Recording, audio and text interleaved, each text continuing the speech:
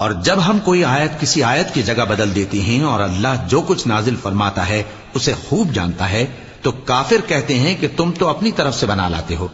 حقیقت یہ ہے کہ ان میں اکثر نادان ہیں۔ کہہ دو کہ اس کو روح القدس تمہارے پروردگار کی طرف سے سچائی کے ساتھ لے کر نازل ہوئے ہیں تاکہ یہ قرآن مومنوں کو ثابت قدم رکھے، اور حکم ماننے والوں کے لیے تو یہ ہدایت اور بشارت ہے۔ اور ہمیں معلوم ہے کہ یہ کہتے ہیں کہ اس پیغمبر کو ایک شخص سکھا جاتا ہے،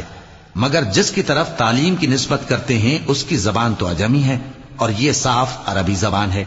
جو لوگ اللہ کی آیتوں پر ایمان نہیں لاتے ان کو اللہ ہدایت نہیں دیتا اور ان کے لیے عذاب علیم ہے۔ جھوٹ تو وہی لوگ باندھا کرتے ہیں جو اللہ کی آیتوں پر ایمان نہیں لاتے، اور وہی جھوٹے ہیں۔